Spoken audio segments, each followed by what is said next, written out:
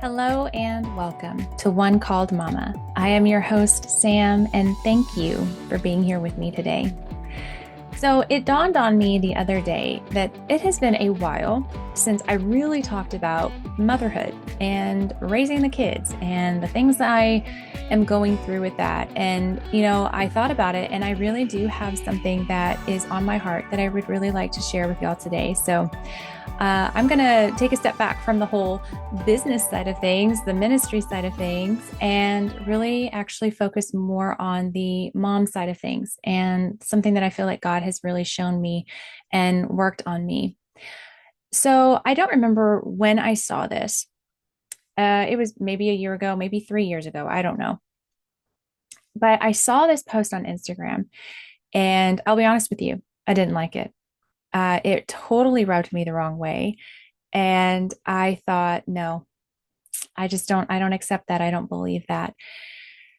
Fast forward to today, and in the middle of, we've got an almost 5 year old and an almost 3 year old, and just dealing with some behavioral things, new milestones, things that I'm not used to because never been there before, right? With the 5 year old, especially. But even with our son, he's a completely different person and he handles things in an entirely different way. And so, really, you never have it all figured out as a parent. You're always learning your children, and circumstances always are different, and so it's never just a one and done. You're always starting over. You're always starting at zero is how I like to put it, and it keeps us humble.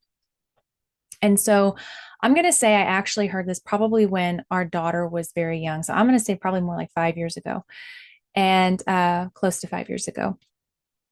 And it said this, roughly this, that if your child is behaving in a certain way or doing a certain thing, that more than likely it's probably something you're doing that's causing them to act that way. Now, for obvious reasons, I didn't like this.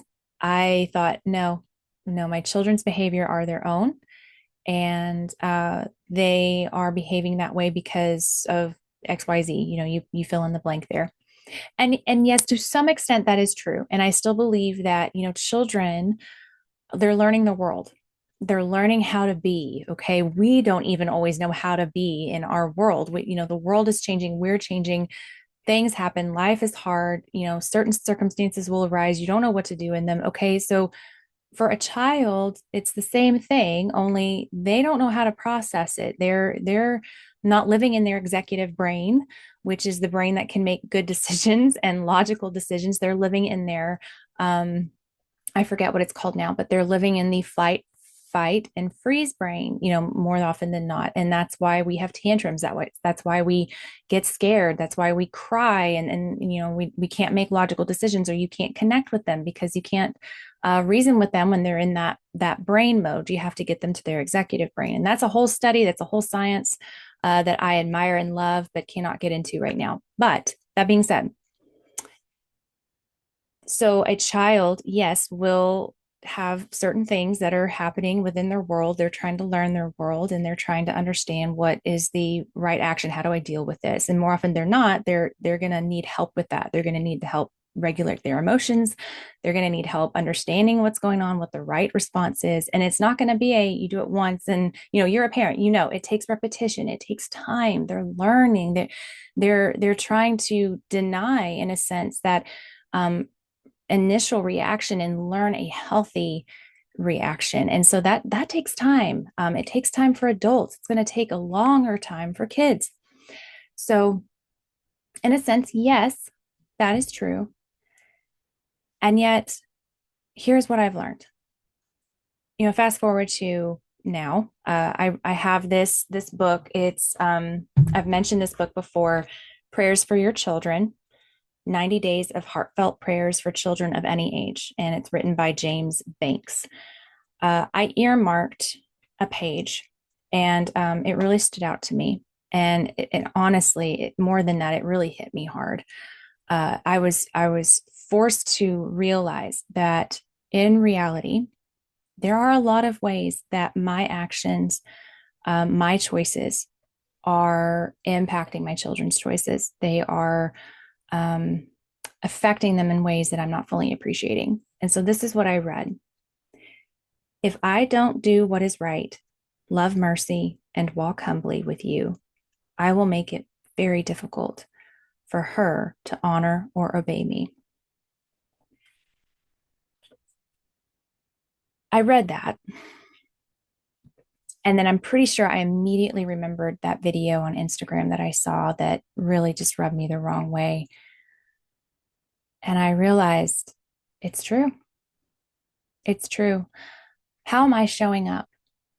How am I representing myself to my children, to my husband?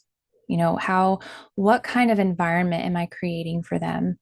Because, that really hit me hard because not only because of just the statement itself, but also because of the behavioral things that I'm witnessing in my kids, because of the milestones they're going through, the things that they're experiencing, the things that they're saying. I mean, they listen to you, to the TV, to others while you're out and about, and they pick up on all of it. And you know, that can get exhausting addressing those things.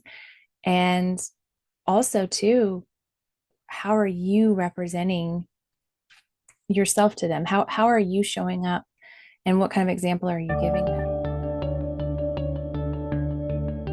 What I really noticed is that my daughter was having she was giving me a lot of attitude, a lot of negative feedback. And I was getting really frustrated and just really angry. And then I reread that passage from the book. So I stopped to think, how have I been showing up lately? And if I was really honest with myself, I'd been grumpy. I'd been short-tempered, tired.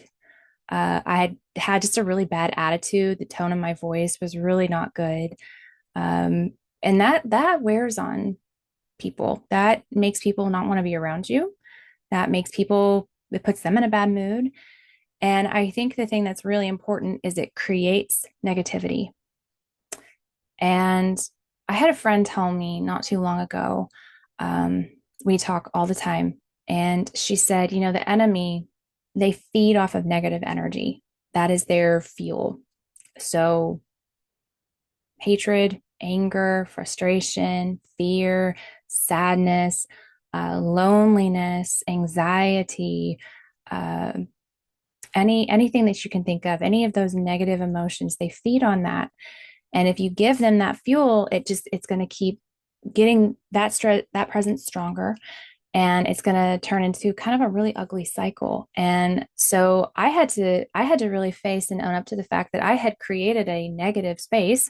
I had brought a lot of negative energy into the home, and then it was just giving the enemy fuel to create more negative energy and to be at work in my children's lives and in my husband's life, and and then it would feed back on me, and then I would get mad, and then it was just an ugly cycle, right? And that's what happens. That's what it does.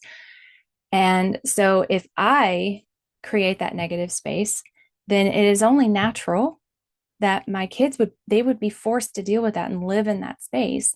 Well, then they're going to be negative and frustrated and angry and short-tempered and give me attitude.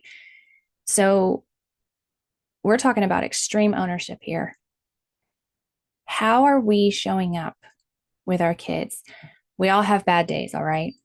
We all have bad moments. We all make mistakes. Are we owning up to that? And when our kids reflect that same behavior back to us, are we willing to acknowledge that we kind of created an open door for that? That's there because of something we did. So instead of getting mad at them and pushing it back at them, maybe we need to identify the real problem, the real enemy, and say, okay, you know what? I've been feeling this too. I've been feeling these yucky emotions. I've been angry. I've been frustrated, and I can see that you are too. So let's start over. Let's reset right now. Let's pray. Let's talk about what we're feeling. Let's understand maybe what's at the root of it. Let's start back over. And, you might be surprised, even kids as young as 4.5, 5, 3, they on some level can understand this. And when you start talking to them and you start helping them understand their emotions, asking them questions, why are you upset right now? Did mommy say something that made you mad? Did mommy hurt your heart? We always talk about hurting our heart over here. Did mommy hurt your heart? Or what happened? Why are you angry? Why can't you talk to me right now? Why are your words so angry? They can't fully communicate what they're feeling, but having those kinds of conversations with them, letting them talk to you, it's very healing. And I've noticed that every time that I do that with my daughter, she immediately is better. That attitude shifts, it changes. There's an open connection there again. We talk and we go back to laughing and playing and what is a good baseline for us, what our baseline is. And when mommy says she's sorry and that she owns up to being grumpy or being short tempered, or that I shouldn't have said that or I shouldn't have done that, that was wrong. I always see a shift in my children's behavior. It is a spiritual thing. And if we can understand that a lot of the things that we see, the outward things, the aggression or the anger, or the frustration in our children, if we understand that that's in great part a spiritual battle, we can approach it much differently and find a much better way to address it and handle it. It's not necessarily the action, that's a result of something more. We're not addressing the action, we're addressing the source behind the action. And that's a really hard practice. It's a really hard thing to do because we, a lot of times, will take offense to our children's behavior. We'll be embarrassed by our children's behavior. We will take it personally. And honestly, it's not personal for them at all. If they're having an emotional response to something, it's because of something much bigger that's happening that we're just not seeing, that we need to become curious about and really try to explore what is going on, because we know our kids, right? I know my kids.